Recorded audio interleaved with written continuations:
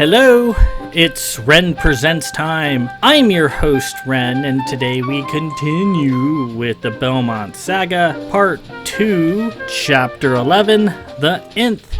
And this is a very short chapter, and we will proceed immediately to Chapter 12, The Death of the Mad Lord. Last week, we see Lord Stenstrom and his two sisters, his two nearest sisters, Lyra and Virginia, concluding their training in Tyrolese sorcery. It took 9 years, with occasional pauses, but 9 years of pretty steady study, and he is now 19, and considered still a kid, because lifespans in my League of Elder are a lot longer than they are normally. Living well over 200 years is pretty common, so at 19 you're still considered a kid. You're just on the cusp of being an adult. Anywhere from 19 to 30. Once you're 30 you're considered adult, but 19 is still, you're still kind of a middling kid. But at 19 he now has all the skills that we saw him exhibiting at the beginning of the book, where he is now fully trained in Tyrolese sorcery. He can turn invisible, he can pick locks, he can conjure up his marzible daggers like a boss. Now, one thing he's missing, and we will get to that in this chapter right here.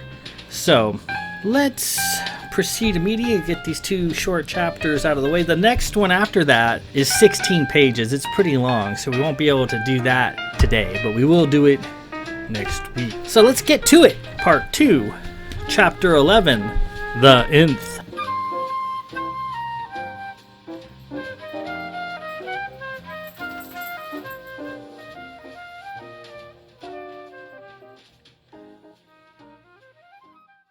Stenstrom the Older was home for the holidays. It was always a happy time when Father was home. Mother had a rare light in her eye as she hung on his arm like a schoolgirl. The family together at last. Father pulled the old wooden chest off the shelf in his private study. He held it happily for a moment and then set it down on the desktop. Stenstrom the Younger sat in the chair opposite him. His sister Lyra sat in another chair nearby. She was in a lovely Belmont gown. That's all she wore anymore. "Do you know what's in this chest, Belle?" Father asked. He looked at the chest. "No, Father, I don't." "A bit of your heritage," he said. Stenstrom the Older opened the lid. Inside the felt-lined chest were two rather ancient-looking flintlock pistols. Belle and Lyra leaned forward to get a better look. The two pistols were mostly made of smooth wood, stained an old reddish-brown, and curved in a gentle fashion like a lazy jay. The stocks were pitted with age and dotted with imperfections. The base of the grips were capped with ornate brass bulbs, inlaid with fine filigree of gold, silver, and lapis. The barrel was, apparently, a simple iron tube that was banded at regular lengths with gold, holding it fast on the stock. It had a large and elaborate hammer mechanism. The hammer was shaped like a large steel S. The base of the hammer was attached to the pistol via a large button-like black screw. The top of the S held a cherry-red stone of some kind, locked in place with a screw vise. "I think it's time I gave you these, Belle. I have been meaning to for some time, but didn't have the occasion. The Nth pistols have been a Belmont family tradition since the time of the elders. This set belonged to Haverel, your grandfather, a great man of Zenon. Now, they belong to you." Stenstrom sat there and looked at them. Lyra reached into the chest and pulled one out. She held it out to him. "Go ahead, Belle. Take it." He took the pistol and was surprised how heavy it was. He thought about his sister sitting there in her gown. "Father, Lyra is elder. She should have these." She smiled and shook her head. "I can't use these, Belle." She pulled the other one out of the chest and cocked the hammer with a fussy, springy-sounding click. She aimed at the far wall and pulled the trigger. The large hammer swung around in a dramatic fashion and clanked into the breech. Nothing happened. "The Nth pistol only works for men, Belle," Stenstrom the Older said. There are a number of Los Capricos weapons that are gender-specific, one way or the other. The nth is one of them. Our family, being an old Xenon line, the ladies were traditionally expected to be rather demure and above such things as brandishing a firearm. Thus the classical image of a Xenon girl. Lyra smiled. "It's fine, Belle. Take them. None of the elder sisters wanted them. I once had hopes of offering these to my son one day, but these are yours by right." Belle took the second nth, the two of them heavy and solid. "What can you tell me about the nths, Belle? What do you know about them?" He thought a moment. "They are able to destroy nearly anything they hit. They do a great deal of damage, if my reading is correct." Lord Stenstrom laughed. "Incorrect. That's called a rumalore, a ruse. Every Los Capricos weapon has to be registered with the Sisterhood of Light, and the sisters have an exact description of what the weapon does. A rumalore is a false description that has been registered and made generally known to the League, though the sisters know it to be false. The rumalore for the nths is the amount of damage they do. The nths actually do no damage to objects such as walls and furniture and so forth, because the nth shot actually passes right through them. But I will stress that you take extreme care with these weapons, Belle, though I know you shall use them in a responsible manner. These pistols might look rather quaint and nostalgic, but know you this: they can slay anything set against them. They are sometimes known as the Ghost Slayers, and they live up to their name. They function to the nth degree. They may slay any, alive or dead, real, unreal, intangible, or incorporeal, and no matter how huge and powerful, one shot is all it takes. They also work against armored, robotic, and mechanical foes. Don't expect any large hole or damage to be created. And there is no wounding either. Hit a target, they simply fall over and die. I can personally vouch for their power. I've slain creatures with one shot that a fully loaded Marine SK could do nothing with. I've slain ghosts as well. Fear not the supernatural. The range of this weapon is roughly 300 yards. Stenstrom the Older pointed at the red stone held in the hammer's vise. There is some maintenance that goes along with these. The red stone there, that is a cinnabar.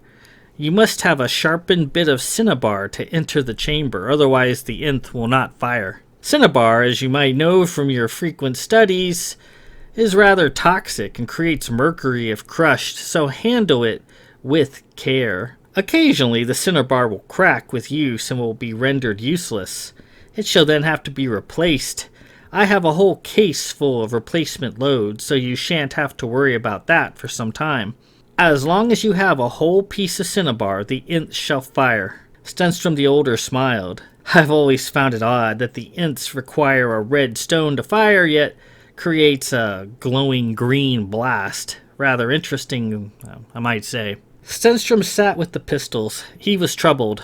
"Why the long face, Belle?" Lyra asked. "I still feel you have been slighted." She laughed.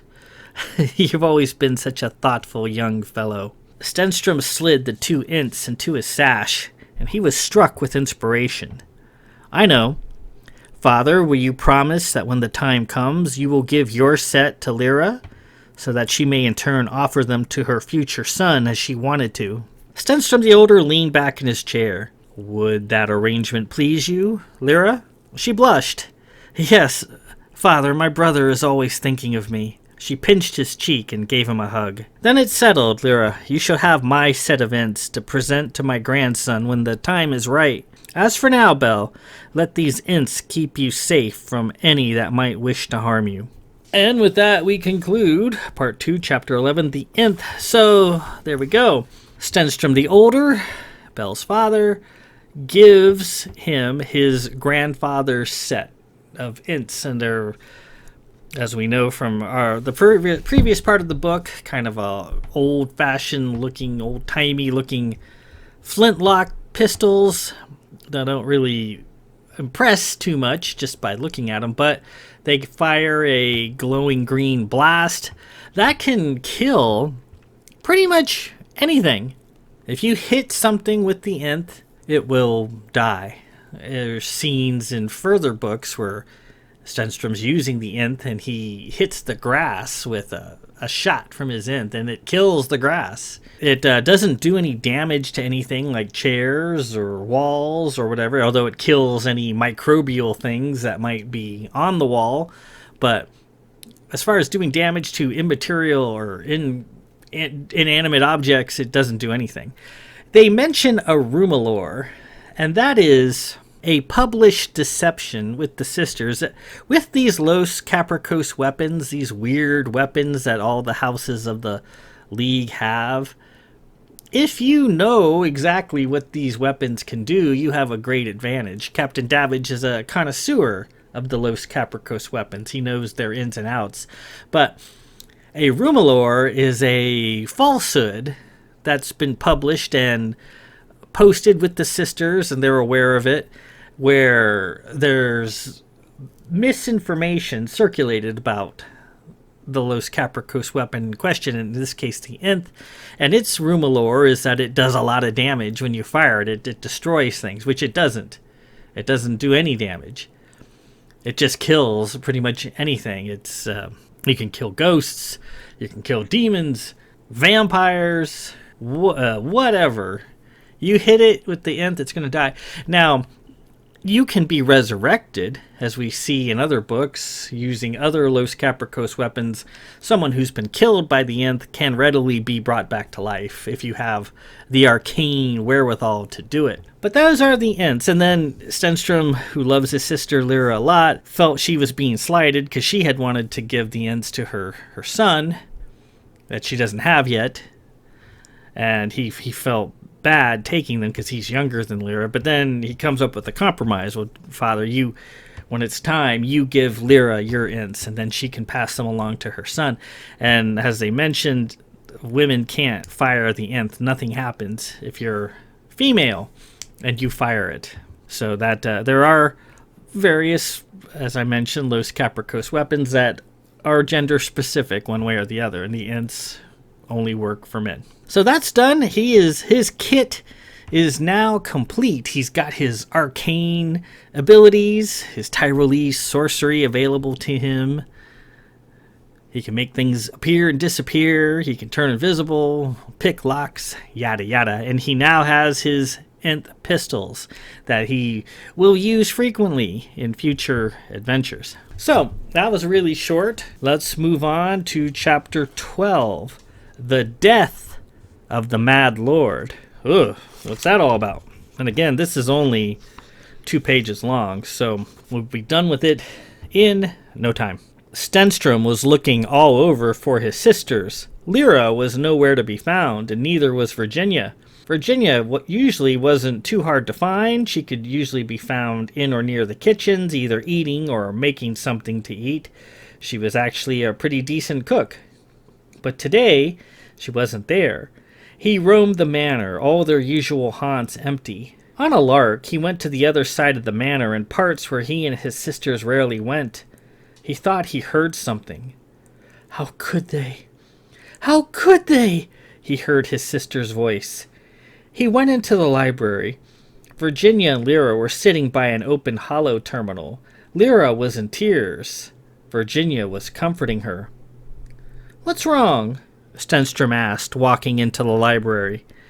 I've been looking all over for you two. Lyra didn't respond. She continued weeping. Virginia looked back. Sorry, Belle, she said. Stenstrom came to their side and put his hand on Lyra's shoulder. You're sobbing like they canceled another day, he said cheerfully. Lyra didn't respond. Floating in front of them was a posting. Are you crying about the news? He said, knocking her on the shoulder again. The posting read, Vigilant from the east, slain by the Sisterhood of Light. Rustum, Synthnet. Terence, Lord of Walther, also known locally as the Mad Lord of Walther, was killed by the Sisterhood of Light Sunday evening. declared a public menace after engaging in a horrific and damaging battle in Rustum with Sedgwick, Lord of Cold, the self-styled Pirate of Remnath. The sisters presided over the evacuation of Rustum and were instrumental in ensuring the safety of the citizenry. In said battle, Lord Walther allegedly killed Lord Cold and was wanted for immediate questioning by the local authorities. He refused to turn himself in, and the Remnath magistrate declared prata invicta, a writ granting unquestioned authority to the sisterhood to handle the matter. The sisterhood censured Lord Walther and seized his holdings, pending results of an investigation. After repeatedly being asked to surrender, Lord Walther refused, making his slow way south toward a heavily populated area. The sisters then slew him outside of Rustum, as confirmed by the local authorities.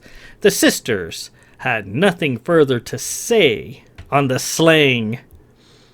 Although considered a vigilant and was openly censured by the sisterhood on many occasions, Lord Walther was well liked in the Green Sabre area of Esther for his repeated and well-documented acts of heroism and bravery.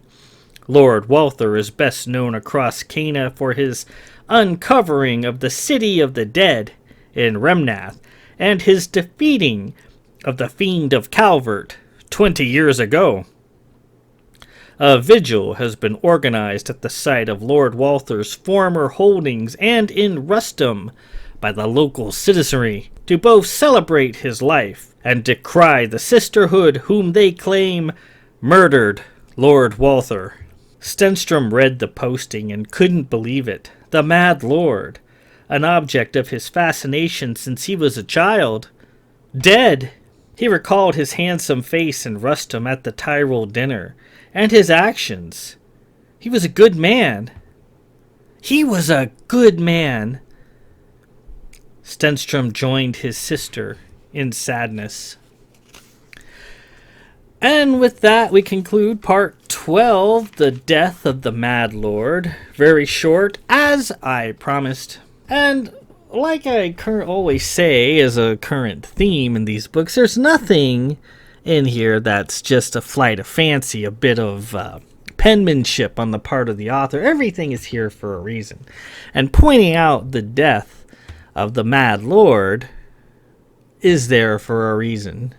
I'm not going to really go into why. It will become apparent later, but obviously Lyra was heartbroken. She and Belle considered the Mad Lord a hero of theirs. They had followed his exploits as a vigilant from the east, doing all kinds of crazy things, getting slapped by the sisters socially, but they didn't really take any further action against him until the end there, where they put him to death.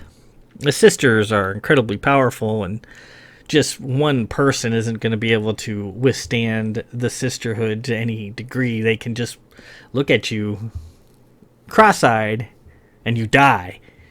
They don't have to be within miles of you. They can just do it from wherever, from their fastness behind the walls of Valenhelm or Twilight 4. And they want you dead, you're dead, and that's it. And the Mad Lord of Walther is dead. And Lyra took it pretty hard, and so did Stenstrom. He remembered him saving or helping them out at the Tyrol dinner. He remembered him he seemed like a good man. And now he is gone. And that will become important later in the story. I promise you. Next week, we continue, and we've been talking about, at various times, about Stenstrom's love interest, his girlfriend, his off and on fiancée, Lillian of Gamboa. Well, we're finally going to meet Lillian of Gamboa, as Chapter 13 is called Lillian of Gamboa. And it's a long chapter, and it's a fun chapter. I always enjoy these things when Lily shows up, and she will be showing up in full force in the next chapter. So no more innuendo and mucking about. We're going to see the lady up close and personal next week. It's a long-assed 16 pages long. So I can't do it now. Otherwise, this reading would be well over an hour. And that ain't going to happen. Yes. So, no. So next week, we will meet Lillian of Gamboa face to face and see what comes of that. So, until then, this is Ren Presents. I'm your host, Ren. Peace.